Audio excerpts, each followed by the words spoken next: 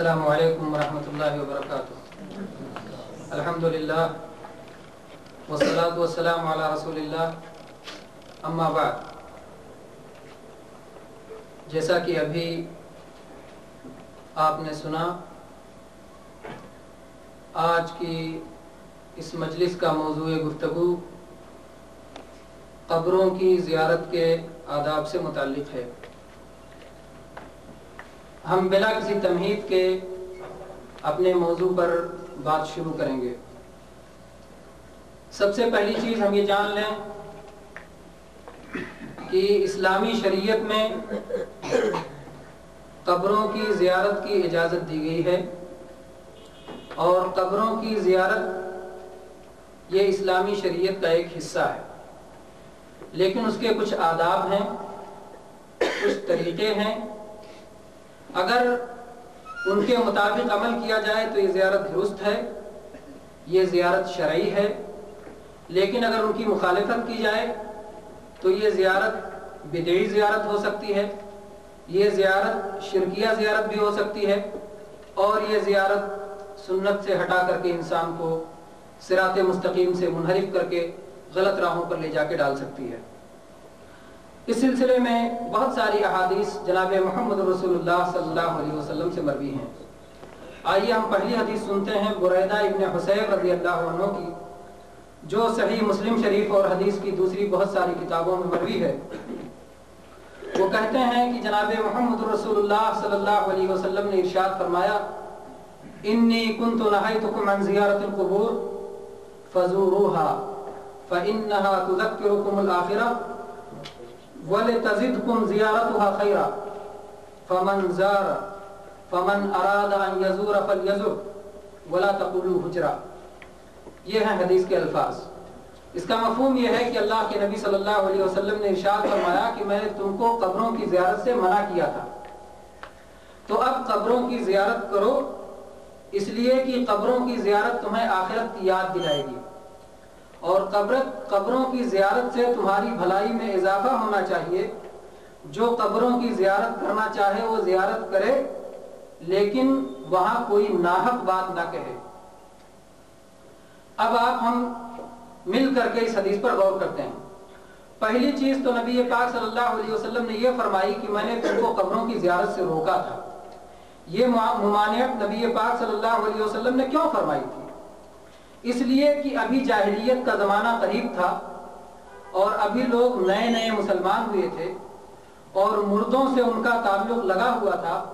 تو آپ نے توحید کی حفاظت کے لیے اور شرک کے تمام راستوں کو بند کرنے کے لیے نبی پاک صلی اللہ علیہ وسلم نے قبروں کی زیارت سے روک دیا، کیونکہ اگر وہ سلسلہ جاری رہتا تو یہ بات معلوم ہے کہ انسانوں کے اندر شرک قبروں کی تعظیم کے ذریعے ہی آیا ہے، اور قبروں میں دفن ہوئے صالح اور نیک بندوں کی تعظیم اور ان میں غلو کے ذریعے ہی لوگوں میں شرک آیا ہے۔ تو اس لیے نبی صلی اللہ علیہ وسلم نے اس راستے کو بند کر دیا اور قبروں کی زیارت سے منع کر دیا۔ لیکن جب آپ نے یہ دیکھ لیا کہ توحید میں اب لوگ راسخ ہو گئے ہیں اور عقیدہ توحید ان کے دلوں میں بیٹھ چکا ہے مضبوطی سے، اب ان کو اس سے ہلایا نہیں جا سکتا ہے، تو آپ نے بعض نیک مقاصد کے لیے قبروں کی زیارت کی اجازت دے دی۔ قبروں کی زیارت کے مقاصد کیا ہیں؟ کچھ کا اس حدیث میں ذکر ہوا، کچھ کا دوسری حدیث میں ذکر آئے گا، اور ابھی انشاءاللہ اس کا بیان ہوگا۔ اور چنانچہ نبی پاک صلی اللہ علیہ وسلم نے توحید پر جس نسل کی تربیت کی تھی، یعنی صحابہ کرام رضی اللہ عنہ، اگر آپ دیکھیں تو وہ ایسا ممتاز زمانہ تھا کہ شیطان کو کبھی یہ لالچ نہیں ہوئی کہ صحابہ کرام کو کبھی کسی طریقے سے شیطان گمراہ کر سکتا ہے۔ اس لیے آج جیسا کہ بہت سارے لوگ واقعات سناتے ہیں قبروں کے تعلق سے کہ گئے قبر کے پاس اور قبر سے جواب ملا، یا اسی طرح سے ہم نے فلاں کو پکارا اور وہ پہنچ گئے، یا ہم نے خضر سے ملاقات کی، اس طرح کی جو باتیں بعد والے زمانوں میں بہت سارے لوگوں کے ساتھ ہوئیں، صحابہ کرام کے تعلق سے ایسی کوئی بات نہیں ہوئی تھی۔ اس لیے کہ صحابہ کرام کے تعلق سے شیطان کو یہ لالچ ہی نہیں تھی کہ میں ان کو ایسا دھوکہ دے سکتا ہوں، اس لیے کہ نبی صلی اللہ علیہ وسلم نے ان کی توحید پر ایسی تربیت کی تھی کہ توحید کے خلاف جو چیز بھی ہو صحابہ فوراً پکڑ لیتے. اگر کوئی شیطان کبھی آ کر کے صحابہ کرام سے کہتا, نبی صلی اللہ علیہ وسلم کے تعلق سے کہتا, کوئی بات کہتا کہ یا چھپ کر کے نبی صلی اللہ علیہ وسلم کی آواز کی نقل کرتا, تو صحابہ کہتے ایسا ہو ہی نہیں سکتا ہے. یا اسی طرح سے جو صحابہ یہ بات نہیں جان سکتے تھے, نہیں جانتے تھے کہ نبی صلی اللہ علیہ وسلم کی شکل میں شیطان نہیں آ سکتا ہے, ان کے پاس جا کے نبی صلی اللہ علیہ وسلم کی شکل میں بن کے کوئی بات کہتا تو بھی وہ قبول نہیں کر سکتے تھے, اس لیے کہ وہ عقیدے میں اتنے پکے ہو چکے تھے. وہ جانتے تھے کہ چاہے انبیاء ہوں, چاہے صالحین ہوں, چاہے رسول ہوں, کوئی بھی ہوں, سب کو ایک دن اس دنیا سے گزر جانا ہے, ان کو وفات پانی ہے, اور اس کے بعد نفع اور نقصان کا مالک صرف ایک اللہ ہے. دعا اللہ ہی سے کرنی چاہیے اور اللہ تبارک و تعالیٰ ہی سے فریاد کرنا چاہیے اور اللہ تعالیٰ سے مانگنا چاہیے. اس لیے صحابہ کرام سے کبھی بھی شیطان کو اس طرح کی کوئی لالچ نہیں ہوئی, اور نہ صحابہ کرام سے کبھی شیطان خضر بن کے ملا, اور نہ کبھی کوئی ولی بن کے ملا, نہ کوئی پیر بن کے ملا, نہ کوئی غوث بن کے ملا, نہ قطب بن کے ملا, کوئی چیز بن کے نہیں ملا. تو بہرحال یہ تھا یہ کہ اللہ کے نبی صلی اللہ علیہ وسلم نے جب دیکھا صحابہ کرام کی توحید میں قوت, تو آپ نے ان کو قبروں کی زیارت کی اجازت دی. پھر ساتھ میں اللہ کے نبی صلی اللہ علیہ وسلم نے وہاں یہ احتیاط بھی برتا کہ آپ نے فرمایا ناحق بات نہ کہو, ولا تقولوا حجرا, کوئی ناحق بات نہیں کہنا. ناحق باتوں میں کون کون سی باتیں آتی ہیں؟ ناحق باتوں میں سب سے بڑی ناحق بات وہ آتی ہے جو اللہ کے حقوق غیر اللہ کو دے دے, یہ سب سے بڑی ناحق بات آتی ہے. اور اس سے کچھ چھوٹی چھوٹی ناحق باتیں بھی آتی ہیں. چھوٹی ناحق باتوں میں جیسے قبر پہ جائے تو مصیبت کو یاد کر کے رونے لگے, تقدیر سے شکایت کرنے لگے, تقدیر کو بھلا بھلا کہنے لگے, یا مردے کی ضرورت سے زیادہ تعریف کرنے لگے, یا مردے کو جنتی کہنے لگے. تو اس طرح کی باتیں سب ناحق باتیں ہیں. یہ اگرچہ شرک سے چھوٹی ہیں, لیکن اگر جا کے مردے ہی سے مانگنے لگے, یا اسی طرح مردے کو وسیلہ بنائے کہے کہ اللہ تک میری بات کو پہنچا دینا, اس طرح کی باتیں اگر وہ کہتا ہے تو یہ ساری چیزیں ناحق باتوں میں سے ہیں. تو اللہ کے نبی پاک صلی اللہ علیہ وسلم نے ناحق باتوں سے صحابہ کرام کو روک دیا. اس سلسلے کی دوسری حدیث یہ ابو سعید خدری رضی اللہ عنہ کی روایت ہے کہ رسول پاک صلی اللہ علیہ وسلم نے ارشاد فرمایا انی نہیتکم عن زیارت القبور فزوروها فإن فيها عبرة ولا تقولوا ما يسكت الرب. یہ مسند احمد اور حدیث کی دوسری بہت سی کتابوں میں موجود ہے اور صحیح ہے کہ اللہ کے نبی صلی اللہ علیہ وسلم نے فرمایا میں نے تم کو قبروں کی زیارت سے روکا تھا, اب زیارت کرو کیونکہ اس میں عبرت اور نصیحت ہے, لیکن کوئی ایسی بات نہیں کہنا جس سے رب کی ناراضگی ہو. تیسری حدیث انس ابن مالک رضی اللہ عنہ کی ہے. پہلی حدیث بریدہ ابن حسین رضی اللہ عنہ کی, دوسری حدیث ابو سعید خدری رضی اللہ عنہ کی, اور تیسری حدیث انس ابن مالک رضی اللہ عنہ کی. کہتے ہیں کہ اللہ کے نبی پاک صلی اللہ علیہ وسلم نے ارشاد فرمایا کنت نہیتکم عن زیارت القبور الا فزوروها فانها ترق القلب وتدمع العين وتذكر الاخره ولا تقولوا حجرا. میں نے تم کو قبروں کی زیارت سے روکا تھا, اب زیارت کرو کیونکہ اس سے دل نرم ہوتا ہے, اس سے آنکھوں میں آنسو جاری ہوتا ہے, اس سے آخرت کی یاد آتی ہے, لیکن کوئی ناحق بات نہیں کہنا. یہ مستدرک حاکم کی حسن سند سے روایت ہے. لیکن یاد رہے کہ یہ زیارت کی اجازت صرف مردوں کے لیے ہے, عورتوں کے لیے زیارت کی اجازت نہیں ہے. چنانچہ ابو ہریرہ رضی اللہ عنہ کی حدیث ہے جو مسند احمد, سنن ابن ماجہ اور سنن ترمذی کی صحیح حدیث ہے کہ اللہ کے نبی پاک صلی اللہ علیہ وسلم نے ارشاد فرمایا لعن اللہ زوارات القبور, اللہ تبارک و تعالی قبر کی بہت زیادہ زیارت کرنے والیوں پر لعنت فرمائے. اور جو اہل علم میں اس سلسلے میں اختلاف ہے, دو قولوں میں سے صحیح اور راجح قول یہی ہے کہ عورتوں کے لیے قبروں کی زیارت کرنا حرام ہے, اس لیے کہ عورت یہ کم صبری ہوتی ہے اور جزا فضا بہت زیادہ کرتی ہے, چوسنا, چلانا, رونا, پیٹنا, یہ ساری چیزیں اس کے ہاں زیادہ ہوتی ہیں. تو اگر وہ قبر کی زیارت کرے گی تو اس کا پرانا غم بھڑک جائے گا اور اس کو بھولا ہوا غم دوبارہ یاد آ جائے گا, اور اس کے بعد وہ ایسی چیزیں کرنے لگے گی جس میں تباہ و برباد ہو سکتی ہے, ناجائز کام کرنے لگے گی. مثال کے طور پر تقدیر کو برا بھلا کہنے لگے, اور آپ جانتے ہیں کہ کوئی ایک جملہ بھی اللہ کی ناراضگی کا اگر نکل جائے, اگرچہ وہ لاپرواہی سے اور لاشعوری طور پر بھی ہو, تو بھی اس میں ہلاکت ہو جاتی ہے. جیسا کہ ابو ہریرہ رضی اللہ عنہ کی حدیث ہے صحیح بخاری شریف میں کہ اللہ کے نبی پاک صلی اللہ علیہ وسلم نے ارشاد فرمایا इन्नल अब्द ला यतकल्लमु बिल कलिमति मिन सखतिल्लाह ला युल्की लहा बालन यहवी बिहा फी जहन्नम, कि एक बंदा अल्लाह की नाराजगी का एक कलिमा बोलता है और उस पर कोई तवज्जो नहीं करता, लेकिन उसकी वजह से जहन्नम में चला जाता है। तो शरीयत ने जो औरतों को कब्रों की ज़ियारत से रोका है, तो वो औरतों पर रहमो करम करते हुए, औरतों पर मेहरबानी करते हुए, कि ऐसा ना हो कि औरत कब्र की ज़ियारत को जाए और वहां कोई ऐसी बात कह बैठे जिसकी वजह से जहन्नम रसीद हो जाए।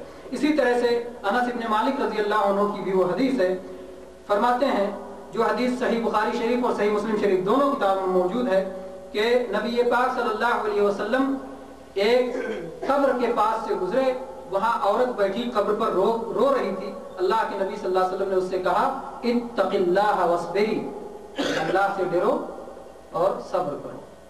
अल्लाह से डरो यानी अल्लाह ताला ने कब्रों पर आने से तुम्हें रोका है, औरत को जनाजे के पीछे चलने से भी रोका है, कब्र पर जाने की तो बात की बात। तो अल्लाह से डरो, कब्र पे क्यों तुम चली आई, और सब्र करो। अगर तुम्हारा बच्चा मर गया तो उस पर तुम्हें सब्र करना चाहिए। लेकिन देखिए औरत की हालत, कि उसने जब ये सुना तो ना देखा कौन कह रहा है, कौन कहने वाला है, कुछ नहीं। उसने कहा, इलैका अन्नी फ़इन्नका लम तुसब्ब मुसीबती, मुझसे जाओ, दूर हटो, तुमको मेरी मुसीबत नहीं आई है। उसके बाद लोगों ने उसे बताया कि ये अल्लाह के रसूल सल्लल्लाहु अलैहि वसल्लम थे। तो वो भागी भागी रसूलुल्लाह सल्लल्लाहु अलैहि वसल्लम के पास आई और उसने कहा कि अल्लाह के रसूल, मैं आपको पहचान नहीं सकी। तो अल्लाह के नबी पाक सल्लल्लाहु अलैहि वसल्लम ने फरमाया, इन्नमस सब्रु इंद सदमतिल ऊला, कि सदमा के पहले वक्त में सब्र करना ही सब्र है, बाद में तो सब्र खुद ब खुद हो जाता है। उस सब्र की कोई अहमियत नहीं है। तो बहरहाल कहना यह था कि शरीयत ने जो औरतों को कब्रों की ज़ियारत से रोका है, तो इसमें औरतों की भलाई है, उन्हीं की हिफाजत के लिए और शिर्क से और बर्बादी से बचाने के लिए उनको कब्र की ज़ियारत से रोका गया। इसी तरह से कब्रों की ज़ियारत के ताल्लुक से ये मसला भी है कि उन कब्रों की ज़ियारत भी हम कर सकते हैं जो मुसलमान नहीं है। गैर मुस्लिम की कब्र की ज़ियारत भी की जा सकती है, लेकिन इबरत हासिल करने के लिए। और इस सिलसिले में कई अहादीस हैं। अबू हुरैरा रज़ियल्लाहु अन्हु की हदीस है सही मुस्लिम शरीफ में, ज़ार नबी सल्लल्लाहु अलैहि वसल्लम क़ब्र उम्मिही फबका व अबका मन हौला फ़क़ाल इस्ताज़नतु रब्बी फ़ी अन अस्तग़फ़िर लहा फ़लम युअज़न ली वस्ताज़नतुहु फ़ी अन अज़ूर क़ब्रहा फ़अज़िन ली फ़ज़ूरुल क़ुबूर फ़इन्नहा तुज़क्किरुल मौत। नबी सल्लल्लाहु अलैहि वसल्लम ने अपनी माँ की कब्र की ज़ियारत की, खुद भी आप रोए और आपके साथ में जितने लोग थे सबको रुलाया भी। फिर आपने फरमाया कि मैंने अपने रब से इजाज़त मांगी कि मैं अपनी माँ की बख्शिश के लिए दुआ करूं, अल्लाह ताला ने इसकी इजाज़त नहीं दी। फिर मैंने कब्र की ज़ियारत की इजाज़त मांगी तो अल्लाह तबारक व तआला ने इसकी इजाज़त दे दी। लिहाजा कब्रों की ज़ियारत करो, इससे मौत की याद आएगी। इसी तरह से बुरैदा रज़ियल्लाहु अन्हु की भी इस माने की एक तवील हदीस है। इससे मालूम होता है कि गैर मुस्लिम की कब्र की ज़ियारत की जा सकती है, और जब कब्र की ज़ियारत की जा सकती है मरने के बाद, तो ज़िंदगी में गैर मुस्लिम से मिलना बदरजे औला जायज़ होगा, उसकी ज़ियारत करना, उसकी इयादत करना और इसी तरह से उसके हुकूक अदा करना जो शरीयतों पे साबित है। इन हदीसों से एक बात यह भी मालूम हुई कि ज़ियारत का मकसद है ज़ियारत करने वाले को नफा पहुंचे, मौत याद करके और मुर्दे याद करके, और वो याद करे कि इनका ठिकाना या तो जन्नत है या जहन्नम है। यही ज़ियारत का सबसे पहला मकसद है। जाहिर बात है, ये मकसद कहाँ हासिल होगा? ये मकसद ऐसे कब्र को देख के हासिल होगा जो कब्र किसी वीराने कब्रिस्तान में हो, वीरानी जगह पर हो। ऐसे कब्रिस्तान में जाएगा तो आदमी को आखिरत की याद आएगी कि देखो कैसे लोग जो कैसे ऐशो आराम में रहते थे, कैसी बिल्डिंगों में रहते थे, और कितने मालदार थे और कितने रोबो दबदबे वाले थे, लेकिन आज उनको खाक में मिलना पड़ा, कब्र के नीचे जाना पड़ा, और आज यहाँ वीराना है, सन्नाटा है, किसी तरह की कोई रौनक और कोई चहल पहल नहीं है। तो वहां मौत की याद आएगी। लेकिन ऐसी कब्र पे क्या मौत की याद आ सकती है कि आदमी जब वहां जाए तो वहां खुशबू महक रहे हों, वहां इत्रो गुलाब छिड़का जा रहा हो, वहां पर चादरें चढ़ाई जा रही हों, वहां पर धिंगड़े हो रहे हों, वहां पर कव्वालियां गाई जा रही हों, वहां पर ढोल और तबले की छाप पर रक्स हो रहा हो, اور وہاں پر جو ہے مرد و زن کا اختلاط ہو، نوجوان لڑکے اور نوجوان لڑکیاں گھوم رہے ہوں، کیا ایسی جگہوں پر آخرت کی یاد آئے گی؟ کیا ایسی جگہوں پر موت کی یاد آئے گی؟ یہ سب تو دنیاوی رونق ہے، یہ سب تو دنیاوی چہل پہل ہے، اور خوشبو تو خصوصی خوشبو اور عورتیں تو دنیا کی سب سے اہم چیزیں ہیں۔ جیسا کہ جناب محمد رسول اللہ صلی اللہ علیہ وسلم نے ارشاد فرمایا، حبب الی من دنیاکم ثلاث، مجھے تمہاری دنیا کی 3 چیزیں پسند ہیں، جس میں سے النساء عورتیں، الطیب خوشبو، اور اس کے بعد آپ نے دنیا کا ذکر چھوڑ کر کے آپ نے کہا وجعلت قرۃ عینی فی الصلاۃ، اور میری آنکھوں کی ٹھنڈک صلاۃ میں۔ تو میرا کہنا یہ ہے کہ یہ دنیا کی چیزیں ہیں، عورتیں اور خوشبو، اور جن قبروں پر یہ چیزیں پائی جائیں وہاں آخرت نہیں یاد آئے گی، وہاں بار بار دنیا یاد آئے گی، اس لیے وہاں قبر کی زیارت کا مقصد ہی نہیں پورا ہوگا اور اس قبر کی زیارت درست نہیں ہوگی۔ دوسرا مقصد قبر کی زیارت کا مردے کو فائدہ پہنچانا، مردے سے فائدہ اٹھانا نہیں، مردے کو فائدہ پہنچانا، اس کے لیے سلامتی کی دعا کرنا، اس پر سلام پڑھنا، اس کے ساتھ حسن سلوک کرنا، اچھا برتاؤ کرنا اس طرح کہ اس کے لیے دعا کرنا اور اس کے لیے اللہ سے بخشش کا سوال کرنا۔ تو قبر کی زیارت کے 2 مقصد، پہلا مقصد کہ زیارت کرنے والا خود فائدہ اٹھائے، موت کو یاد کرے، مردوں کو یاد کرے۔ دوسرا مقصد مردے کو فائدہ پہنچائے، اس کے لیے دعا کرے، بخشش کی، مغفرت کی، اللہ کے رحم اور فضل کی۔ یہ 2 مقاصد ہیں، اس 2 مقصد، یہ دوسرا مقصد صرف مسلمان مردوں کو حاصل ہوگا، اور اس سلسلے میں کئی احادیث ہیں۔ پہلی حدیث تو عائشہ رضی اللہ عنہا کی ہے جو مسند احمد اور حدیث کی دوسری کتابوں میں ہے، فرماتی ہیں ان النبی صلی اللہ علیہ وسلم کان یخرج الی البقیع فیدعو لهم فسألته عائشة عن ذلك فقال انی امرت ان ادعو لهم، کہ نبی پاک صلی اللہ علیہ وسلم بقیع قبرستان جایا کرتے تھے تو عائشہ رضی اللہ اور مردوں کے لیے دعا کرتے تھے۔ عائشہ رضی اللہ عنہا نے پوچھا کہ ایسا آپ کیوں کرتے ہیں؟ تو آپ نے فرمایا کہ اللہ تبارک و تعالیٰ نے مجھے بقیع قبرستان کی زیارت کرنے کا اور ان مردوں کے لیے دعا کرنے کا حکم دیا ہے، مجھے ان مردوں کے لیے دعا کرنے کا حکم دیا گیا ہے۔ تو یہاں یہ مسئلہ معلوم ہوتا ہے۔ اسی طرح سے دوسری حدیث بھی عائشہ رضی اللہ عنہا کی ہے جو صحیح مسلم شریف اور حدیث کی دوسری کتاب میں موجود ہے، کہتی ہیں کان رسول اللہ صلی اللہ علیہ وسلم کلما کان لیلتها من رسول اللہ یخرج من آخر اللیل فیقول السلام علیکم اہل دار قوم مؤمنین وإنا وإياكم وما توعدون غدا مؤجلون وإنا إن شاء الله بكم لاحقون اللهم اغفر لأهل بقيع الغرقد۔ عائشہ رضی اللہ عنہ فرماتی ہیں کہ جب جب ان کی باری ہوتی تو نبی صلی اللہ علیہ وسلم بقیع کے قبرستان میں نکل جاتے اور اس کے بعد ان کے لیے یہ دعا کرتے، کہتے کہ اے ایمان کی بستی والو، تم پر اللہ کی سلامتی ہو، اور ہم بھی اور تم بھی کل جو آنے والا ہے اس کے لیے کچھ ہمیں موقع دیا گیا ہے، مؤخر ہم لوگ کیے گئے ہیں اس لیے، اور انشاءاللہ ہم بھی تم سے ملنے والے ہیں، اے اللہ بقیع غرقد والوں کو تو بخش دے۔